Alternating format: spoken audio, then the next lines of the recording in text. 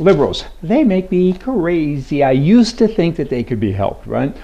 They can't. It's a mind disease. I don't think that there's any help. There's no pills. There's no operation. I mean, you just have to ignore them. We got to go off and do our own thing because we spend too much time trying to help them, trying to lift them up and teach them how to fish, and all they want is free fish. Get rid of all those commie guys. The European Union, the EU, with regards to gun control. Just kind of goes to what I'm talking about. They're saying, hey, a whole bunch of women have been raped. People have been hurt. All kinds of criminal activity going on, so we must have more gun control. Let's crack down on firearm ownership by all of the German people, all the Europeans who are law-abiding. They just keep walking among us. I mean, this is really going on. And look, in Sweden, they've brought so many bad guys into that country. There's been all types of terrorist acts, right? You know what they're doing now? You got to sit down. I mean, this is hard to even imagine or to believe, but they now have a sniper program at a gun range owned by the Swedish government, and they're teaching people how to shoot. Your name has to be Mohammed to join, I think. I'm being a little sarcastic, but it is for the Arab refugees, right?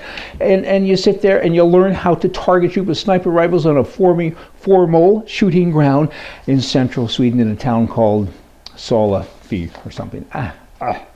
Canada. You got the government there, another case in point, and they're saying polygamy is a bad thing. You can be gay, you can marry a horse, you can marry a cow, you can do whatever you like, but you can't have more than one wife. Oh, but by the way, if you're Muslim and you're a refugee, you can come into my country, into Canada, and then you can send home and bring 4 relatives in, and if they're your wives, just don't tell us, but we know anyway. And that's really going on. I got the stats here from attorneys and a variety of other citizens and some politicians. We've been getting all kinds of things like this. And then it even goes further because then the families claim support, financial support. I got to lighten this up a little bit. Let's talk about dogs and cats, okay? How many dogs and how many cats are in America?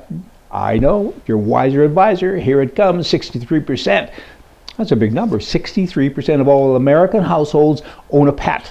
And those numbers now are 73 million dogs, 90 million cats, 139 million fish, little goldfish and guppies and things, you know, 16 million birds, and 11 million reptiles.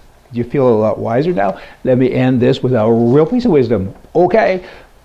She's sweating like a pig. Have you heard that term? Or he's sweating like a pig. An ostrich puts their head in the sand.